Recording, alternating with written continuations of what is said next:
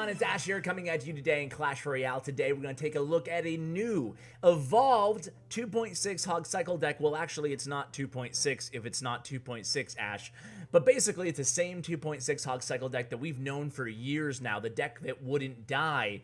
But it's kind of dead. I mean, not really, but in this meta right now, you're better suited with the Bomb Tower. I never thought that I would say Bomb Tower is better than Cannon, or Bomb Tower is a better fit in any deck, but hopefully after today's video, I can make you a believer. Today I'm joined by Duce, love the name by the way, who's a Pakistani pro from Pak Esports, the Nova Pakistani branch, just a really good player. He's been doing very well on ladder all season with this extremely free-to-play friendly deck. Obviously, you can sub in just a zap if you don't have the log for some reason, but otherwise all rare and common cards in this deck. And the Bomb Tower, of course, is you're going to see the use of the Bomb Tower in this deck and how much value that Moose is able to capture out of it. We have some great top ladder replays for you guys, but as we do here on CWA, let's hop into a live match first and see what we can do with this deck. We're going against Mohamed Reza. All right, let's give him the hog. Thumbs up. We'll give him the good luck and see what he has for me here. We're going to hover this fireball. We're not going to use it against a Mega Minion. He's going to actually go ahead and NATO. He didn't want the King Tower activation. Instead, he decides to just kind of play it cool. And we're going to play it cool too here, guys. We did get one swing with that hog, but now that we know he has NATO, what we want to do is kind of set up for a hog push here, guys. We're not going to take a swing there. What I want to do is, he's going to fireball. I'm going to fireball too. I want to make sure I push this this Executioner into that Musketeer's shot.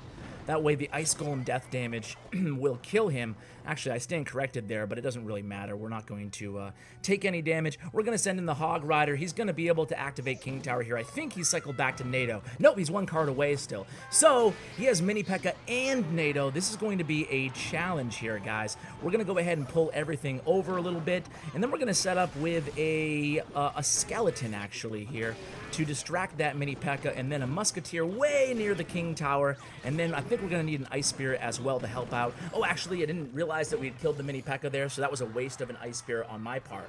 But either way, we do have a disadvantage elixir-wise right now, so we're just going to play it cool and let him make the next move. So I'm actually going to just... I don't think that was a good Executioner on his part there, guys. We're actually going to be able to counter it, 4 for 5 trade, and then I want to see what he does here. Again, he does have his NATO in hand, but I think I'll take it out of hand again with this solo Hog Rider. We'll get a hit in before he activates that King Tower, and then we're just going to start cycling in the back again here. So the only disadvantage that this deck has compared to... Oh, we're going to definitely fireball this Night Witch here. Then we can just log it up for the kill. This time, again, we're going to place that Bomb Tower. We're going to go same lane with the Bomb Tower. We're going to go ahead and log in just a second. Log right now. Try to get as much value as we can out of that log, of course. We're going to play the Fireball. This is going to be a nice Fireball here, guys. Getting all kinds of value. And we're just going to go ahead and Ice Spirit again on that Executioner. Buy us a little bit of time. And again, we'll send in that Hog Rider, guys. Things are looking pretty good so far. If he Giants here, we might be in a little bit of trouble. Let's see. He doesn't have enough elixir for a Giant, so we're just going to play an Ice Golem up top. Pull those troops in. He's going to go ahead and Fireball. That's fine. Don't really care if he Fireballs that. He's also going to Zap. I don't like that Zap there. Actually, I should have played the Skeletons in front of the tower. I take a hit where I didn't need to. I'm going to go ahead and just pre-log this. And I'm not going to Fireball just yet here, guys. He's going to have a... Okay, let's see what he does. All right.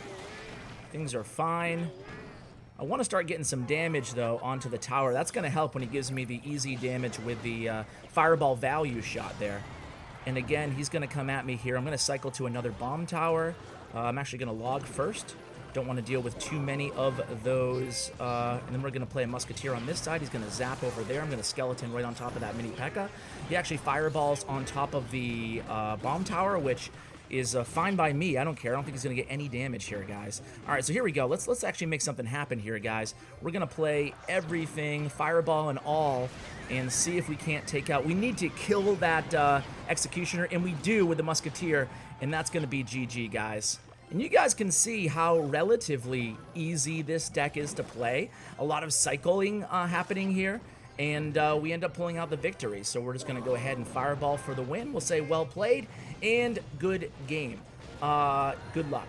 So I know what you're thinking. I know you probably already typed it. Some of you have already left your comment. Ash, what about Lavaloon? Right? I say that every video, but the truth of the matter is this deck can win against Lavaloon, and I've had Rizwan, another one of my good friends and Pakistani pros, join me in the clan here to help illustrate that. I think they've played like 4 or 5 matches here so far, Lavaloon against this deck, and Moose has won, let's see, Rizwan took that one, so Moose has won almost all of them. I think he only lost 1. So let's go ahead and watch one of these replays against Lavaloon to kind of give you guys a template how to handle these difficult matchups. All the replays that we show today are going to be more difficult matchups. That's what I want to try to kind of move in the direction towards on this channel, is when I spotlight a deck, especially a deck like this one that you're pretty much already familiar with. I want to make sure we share the most difficult matchups. So today we're going to be covering Lavaloon, also like a Pekka E-Wiz deck, basically a lot of hard counters, and Zappy's Royal Hog deck. We'll see how Hog can face up against a Royal Hogs in the hands of a CRL Pro. That will be the last replay that we show today. So here we go, guys. A balloon coming down. That fireball is going to allow that balloon to get 1 hit on the tower. Moose says, well played. And you can see he's going to be very aggressive with the Hog Rider. Like, the biggest takeaways here, guys, on these Hog versus Lava Hound deck replays is being aggressive with your Hog Rider at the right times, right? So you're going to see just how aggressive that Moose is, and that's something that you guys have to do if you want to stand a fighting chance against these Lavaloon, these air matchup decks. So here we go. Here you're going to take damage, and oftentimes you are going to tower trade, and we'll talk about strategy if it's 1 tower down. Basically, you're going to be relying a lot on your Hog Rider and a lot on your Musketeer on the in the pocket to pick up that victory after your opponent devotes enough elixir to their offensive push. We'll show you what that looks like at the end of, I think, this match. It happens in a couple of their matches, but at the end of this one, I believe as well. So here we're going to go in the Hog Rider opposite lane, and then we're going to use that bomb tower in a Musketeer to play a little bit of defense. Now, you have to use the fireball to knock back the balloon, and I'm going to pause right there. You can see the oops by Moose Duce there. He made a mistake, right? You want to fireball, you have to practice your fireball versus the balloon because it's a new interaction. You want to make sure you're always knocking the balloon away from the tower, which means you want to hit it towards you. When you aim that fireball towards you, your side of the arena, it's going to knock that balloon back. If you aim it the far side of the balloon, the side of the balloon closest to your opponent's side of the arena, it's going to knock it into your arena and give them a free hit with that balloon. That's exactly what happened there, and it allowed Riz to go ahead and take that left tower thanks to that kind of errant fireball. So here it comes, guys. It's going to be another mistake here. No, later on. Later on he makes a mistake. But basically what we're going to do here is just rely on that log to keep that Musketeer alive. And now 3 more elixir devoted by Rizwan to defending against that Musketeer because he wanted to keep that left tower. That's going to be a huge 3 elixir exchange there because now he doesn't have enough to devote what he really wants to on offense. Now look at this. It's going to be beautiful here. Bomb tower placed so it can actually hit that tombstone. That was really well played. And then again, he has the fireball ready. Does he need it? I don't think he even needs it here. Good job, good restraint not using the fireball there. Meanwhile, Moose is able to get that left tower with that Hog Rider. He basically sends in the Hog Rider every single time the opponent plays the Lava Hound. That's what you guys should do too, even if it's the same lane. Really important. What it's going to do there is playing Hog strategically is going to act as a distractor unit from the support troops of your opponent. Here we go again. You can see that Valkyrie and that Mega Minion are moving south now, chasing that Hog down the lane. Even though the Hog does not get a connection on that right tower, the Hog is basically pulling all those support troops away from the Lavaloon push, and it allows the defender, in this case Moose, the kind of, I don't know, the luxury of being able to defend just the Lava Hound and just the balloon, not having to deal with the Valkyrie and the Mega Minion on top of all that. So again, relying on that bomb tower, and here it goes. Here's the sneaky Musketeer. As soon as that Mega Minion was dropped there, you can see that Moose immediately dropped the Musketeer. You have to drop that Musketeer in the pocket there if you want to go for the kill at the right time.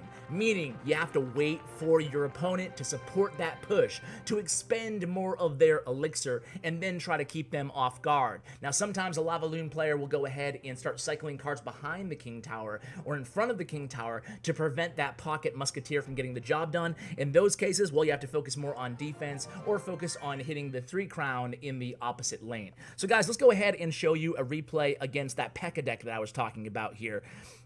It was being played by this guy, I believe. Yep. Oh, man, this is a really good replay on the deck because it's such a tough matchup.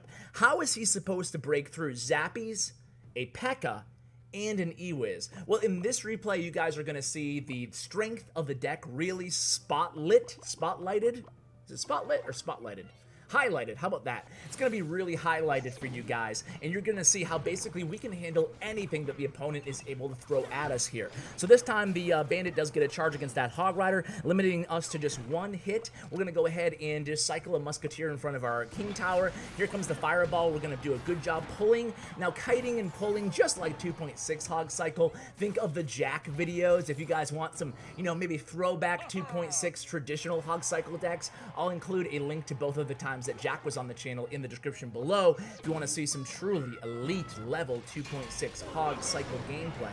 But here in the 2.8 Bomb Tower version, you're still going to be relying, like we saw there, on the Ice Golem and the 2 Cycle cards to really handle these big pushes. They're going to get a lot of value for your guys. And here it comes. Check out this, for example. Ice Golem to pull, Ice Spirit to freeze, Skeletons to distract, and then that's it. The Pekka's dead, right? And of course, it was just a Pekka. That's all it was. But you're going to see as Double Elixir creeps in, as things get more interesting here, you're going to see the clever ways that Moose is able to handle these really big pushes with a very cheap cycle deck. That was a nice Hog Rider that we saw in that previous sequence, guys. Drop to distract that Dark Goblin so we don't take any incidental damage onto the right tower. Hog can withstand a few Dark Goblin hits. It's better on the Hog than it is oftentimes on your Princess Tower. And you can see just, through this replay and the Rizwan replay, you'll see that he often uses the Hog in tricky situations as kind of a quick distraction, and is still going to head to the tower and hopefully get a little bit of damage as well. So here we go, guys. Another big push here. It's a Battle Ram. It's Zappies. It's a Dark Goblin. We're going to be able to handle it all pretty easily here. We have Skeletons on that Dark Goblin. Look at that. Skeletons actually take out Dark Goblin there. Just tremendous value out of his cycle cards. You can see that Moose, being a pro player, he's not just throwing them away and just cycling them, haphazardly behind his King Tower all the time. Oftentimes, he's using them for a purpose. And here we go, another Battle Ram, Bandit, Ewiz push coming down. We have a Dark Goblin in tow, but there it is. It's the big fat Bomb Tower. I don't know. What do you guys think about the Bomb Tower? Are you fans of the new Bomb Tower, or do you feel like it's just not as strong as it used to be? Of course, I think the Elixir change has made a dramatic impact on the Bomb Towers. That and the fact that Royal Hogs are meta, at least at tournament level standard right now. It challenges, it's all Royal Hogs all the time. So this deck is going to be great. Also, spawners are starting to become a thing too in the meta, and this deck does very well against spawners as well. Now, Cannon Cart, the Bomb Tower probably doesn't do that good of a job against, but still, it's a 4-for-5 trade, and with a little bit of support, Skeletons, Ice Spirit, you can win that battle as well. So here we go again, guys. You're seeing that even despite these big pushes, we're getting into overtime here. We're still able to handle it all right here. And again, getting some value out of these Skeletons, distracting that Bandit, chipping away at the Battle Ram. We have the Ice Spirit stun or freezing everything with the perfect precision timing and placement there, allowing him to actually defend against that pretty rough push, seeing as how we didn't have that Bomb Tower in sight. And here we are, guys, approaching 2 minutes and 30 seconds, 2 minutes left here in overtime. We need to start getting some damage on the tower, so anytime that he gives us any sort of fireball value, we are going to take it. Now here, Zappies are in the left lane, so he decides to apply some pressure to the opposite lane. He invests 5 elixir with the Hog Rider and that Ice Spirit in opposite lane, and we get a few hits on, and then we're able to clean up nicely with the Log in the left lane. Pekka played at the bridge. How are we going to deal with this, guys? Here it comes. It's a Pekka and a Zappy. Well, easy. We're going to kite, Ice Golem, despite the nerfs to Ice Golem, he's still one of the best cards in the game. I still think that Ice Golem probably is one of the biggest value cards in the game. Just the fact that you can kite a Pekka or heck, a giant skeleton, anything to the opposite lane, and then just allow your musketeer or your support cards to deal with it. It's just incredibly value for 2 elixir. You can really shut down big pushes. Again, we're gonna go ahead and use the fireball there against the E-Wiz. We do have Log and Cycle. Log's gonna help clean up and kill that E-Wiz as well. We have skeletons here to take that bandit charge. Again, you're just seeing how it's almost, I don't know, it's almost formulaic when you think about it. It's taking a while. We're now at 1 minute left in overtime. This is a long match, guys. Thanks for continuing to stay, you know, on the video here. But honestly, I love matches like this because it really illustrates how much of kind of a pattern there are in matches like this, where if you just stick to your guns, if you play smart defense, choose your spots with the hog, choose your spots with that fireball, eventually you can walk away. Even if they have 3 hard counters to the Hog Rider, you can still walk away with the W, and that's exactly what happens on that last Hog Rider, connecting to the left tower, taking it down. So very impressive victory there. Let's watch him against a pro here. It's Waco! Waco is one of the best Italian players in the... Actually, I stand corrected. One of the best French players in the game. And he's actually playing for Team Allegiance. I had him on the channel recently. He's playing for Team Allegiance, and he loves the Royal Hogs. And can you blame him? So we're going to see Royal Hogs against Hog Rider. What do you think is better right now? Let me throw that question to you guys. What hog do you think is stronger right now in the meta? Is it Hog Rider or Royal Hogs? I think that Hog Rider is still better on ladder, and I think that Royal Hogs are better at tournament level standard, as I kind of mentioned earlier. Do you agree, disagree? Tell me why I'm wrong here, guys. Either way, if you run into Royal Hogs, no big deal when you're playing this deck. It's super strong and robust against any swarm units, thanks to that bomb tower in the deck. So here we go, guys. Moose, this time... again, at the top of your screen. I hate when the players that we're spectating are at the top. It bothers me. And I say that every video now. And then I say that every video now. Anyway, here we go. It's going to be a musketeer behind the king tower. We're getting ready to go ahead and set up a little push here, but we want to make sure we kill that Zappy first. Instead, the opponent decides to go ahead and fireball there. So we're just cycling at this point. We want to make, there's the Zappy finally dead. We know that the log was not in cycle there, so a little bit more value out of that musketeer, allowing that hog to get a couple hits in the meantime there. And look at that Valkyrie. She's at like half health or less here, all thanks to just, you know, smart timing and using that musketeer to get extra value when he didn't have the log in cycle to finish her off despite that early fireball. So here we go again, just kind of cycling here. We're going to cycle a log, something that you guys might have to do with this deck if you have an awkward hand, or if you want to rotate faster to your win condition, the Hog Rider, or your defensive cards, Musketeer, your cycle cards, and your bomb tower. So here he comes, the Royal Hogs. Bomb tower, easy. Easy peasy counter to the Royal Hogs here, and it's a 4 for 5 trade, so who can complain about that? Of course, when you're going against Royal Hogs with a 2.8 cycle, you can usually also always out-cycle the Royal Hogs. So just make sure that you have that bomb tower, and make sure that when you know you're facing a deck where you need that bomb tower, you need it for defense, like against Royal Hogs, make sure that you're continuing to play your Hog Rider on offense, even though it might be awkward at times, because you need to keep that cycle going. You don't want to get stuck just cycling things behind your King Tower the entire match. You have to stay aggressive with this deck, and at the same time, play defense and keep your cycle moving. Keeping cycles moving is something that you learn with time when playing a cycle deck such as this one. So if you're having trouble with that, if you're struggling at cycling properly, just play more. Play more, and then when you're watching your replays, focus on a mistake you made that could have been prevented if you cycled cheap cards first to get to a different counter. Think of what you could have done differently, and think maybe 2 or 3 plays ahead. Meaning, I had a video yesterday, right, where I lost on the video, the first replay of yesterday's video with a Pekka deck. And I said the mistake that I made was playing my Pekka against a giant and then getting punished with the minion horde. But in reality, someone mentioned this in the comments, and I thought it was a good observation.